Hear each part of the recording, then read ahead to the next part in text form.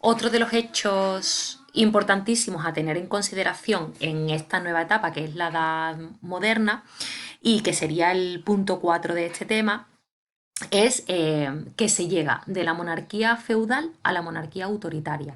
Si habíamos visto que en la Edad Media el poder de los reyes no era un poder real, solamente era poder real en su trozo de tierra, en su feudo, porque en el resto de los feudos lo que se imponía es el poder de la nobleza, pues ya en la Edad Moderna, es decir, ya a finales del siglo XV y sobre todo desde el siglo XVI en adelante, ya los reyes se han hecho con el control de todo el territorio y han conseguido doblegar a todos los señores feudales, han conseguido doblegar al clero y han conseguido incluso dominar a las ciudades, que como vimos en los temas de la Edad Media, también tenían su forma de gobierno y también actuaban como un poco de contrapeso del rey.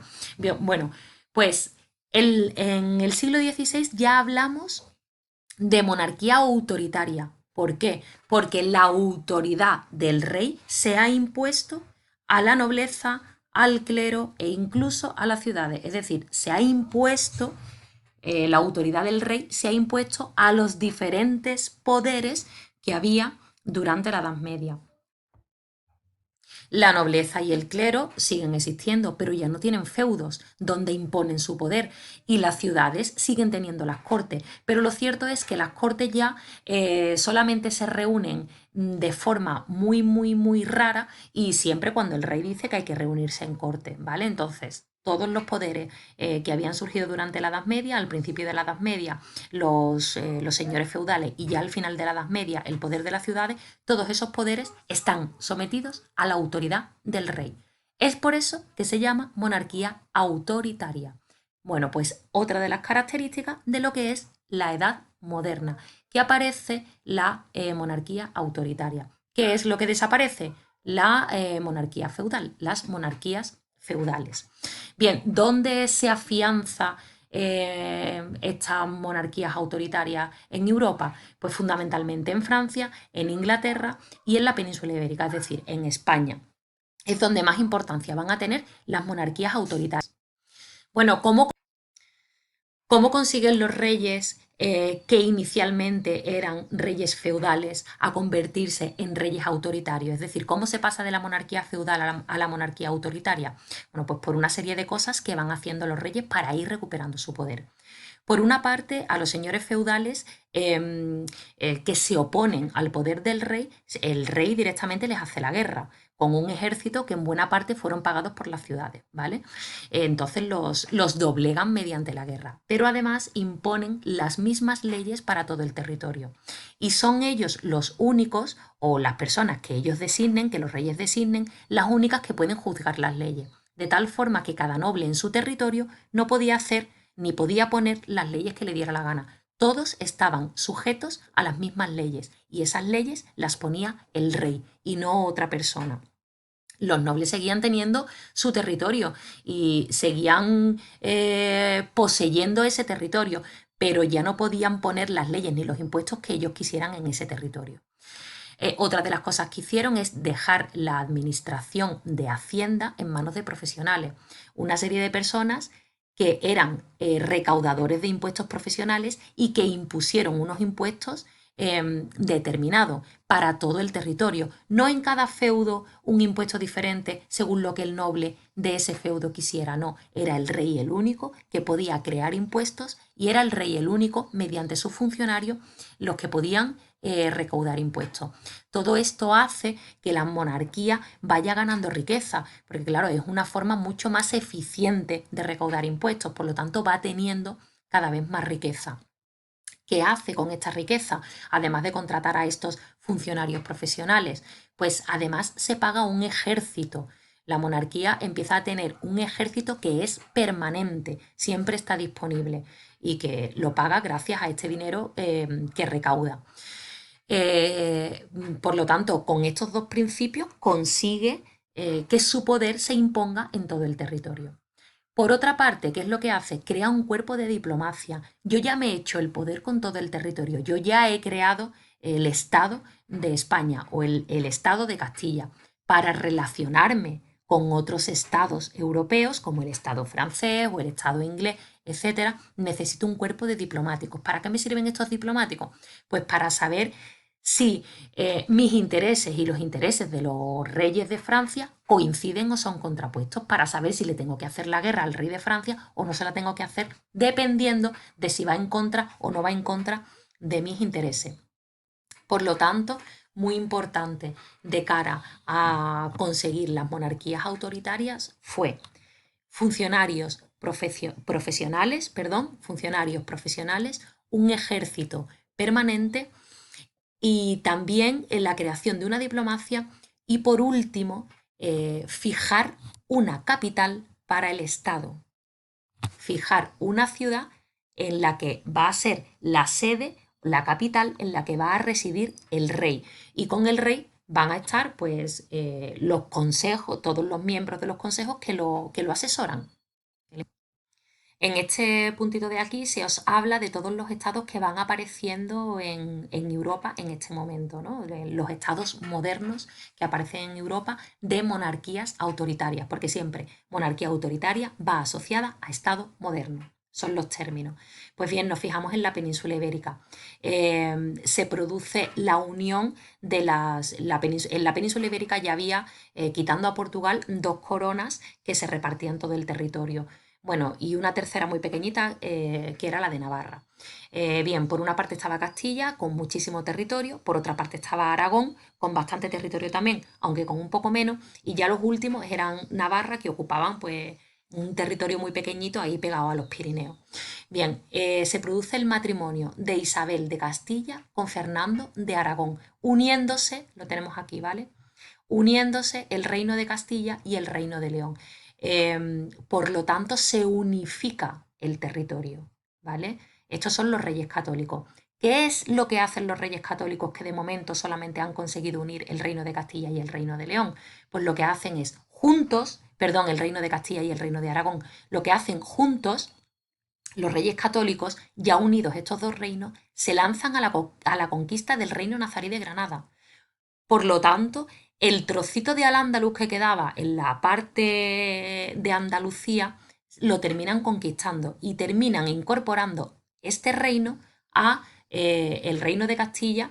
Por lo tanto, ya han prácticamente unificado todo el territorio de la península ibérica.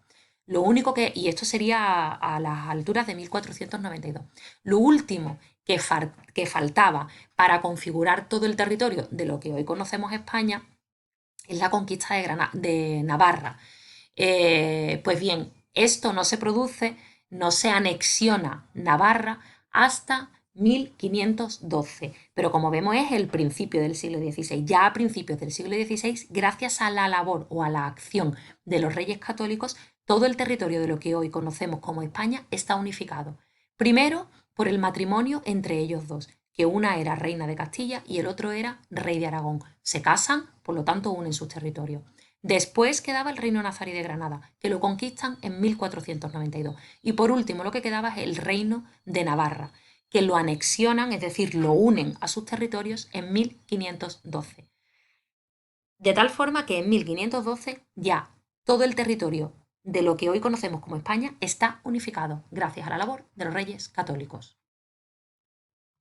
Haciendo el repaso de esta lámina, lo más importante es que en la Edad Moderna aparece lo que se llama Estado moderno, gracias a que se consigue que la autoridad del rey se imponga en todo el territorio, apareciendo las monarquías autoritarias.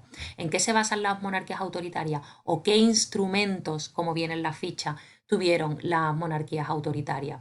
Pues la administración profesional, con funcionarios profesionales, fijaron la corte en una ciudad, es decir, pusieron en el Estado una capital, fijaron impuestos y por último sustituyeron las tropas feudales por un ejército permanente. Fundamental de esta ficha esto y además fundamental de esta ficha cómo se consigue en la península ibérica llegar al Estado moderno, que será por la labor de los reyes católicos, de Fernando de Aragón e Isabel de Castilla.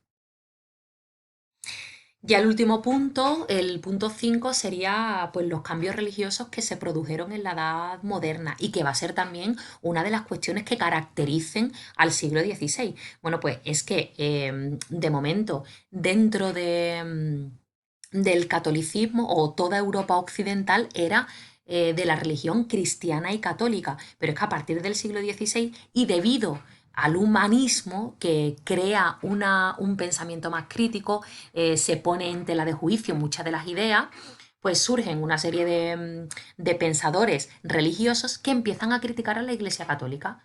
Pues porque ven ciertas prácticas de la Iglesia Católica pues que no son cristianas, que se alejan del cristianismo. Por lo tanto, empiezan a criticar esas prácticas de la Iglesia Católica.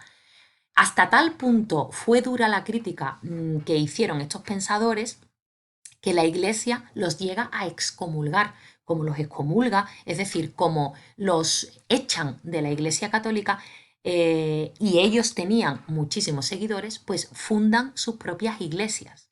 Las dos personajes más importantes van a ser Martín Lutero y Juan Calvino, sobre todo Martín Lutero, porque será el primero que rompe con la Iglesia Católica, ¿vale?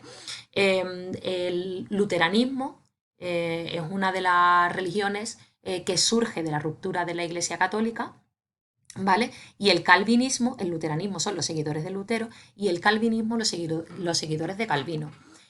Ambas religiones van a ser muy importantes en los países del centro de Europa y del norte de Europa. En concreto, el luteranismo va a ser muy importante en Alemania, en algunas zonas de Alemania, y el calvinismo va a ser muy importante en algunas zonas del norte de Europa, como por ejemplo en Holanda va a ser muy importante y muy importante en el centro de Europa, en Suiza.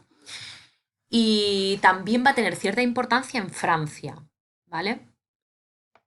Eh, Siguiendo la última ruptura que se produjo, perdón, la última ruptura que se produjo en el seno de la Iglesia Católica sería con este personaje de aquí, que en realidad es un rey, es Enrique VIII, fue el rey de Inglaterra. Enrique VIII está casado con una princesa castellana, española, y se quiere divorciar de ella. Y el Papa le prohíbe divorciarse. Por lo tanto, él que se quiere divorciar dice, bueno, pues, ¿qué hago para poderme divorciar? Porque si me divorcio, el Papa me excomulga. Entonces, ¿qué hago para poder divorciarme? Pues romper con la Iglesia de Roma. Romper con la Iglesia de Roma es romper con el Papa de Roma, por lo tanto, romper con la Iglesia Católica. Rompe con la Iglesia Católica, él se proclama máximo responsable de la Iglesia de Inglaterra, que se empieza a llamar Iglesia, perdón, anglicana.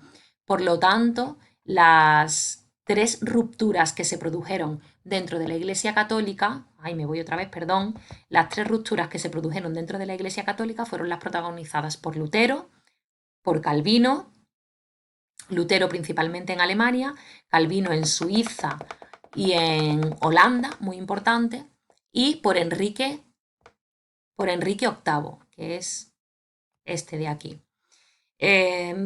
Bueno, de esto pues es saber que pues eso, que se produjo una ruptura dentro de la iglesia, que a esta ruptura se le llamó reforma, la reforma de la Iglesia Católica, porque todos ellos en principio lo que intentaron fue reformar la Iglesia Católica del Papa de Roma, pero como el Papa de Roma se negó a cualquier tipo de reforma, pues terminaron siendo excomulgados y rompiendo con la Iglesia de Roma. Pues bueno, de esto que tengáis una idea general, que conozcáis a estos personajes y que copiéis la teoría en el cuaderno, pero no vamos a hacer actividades de este punto del tema.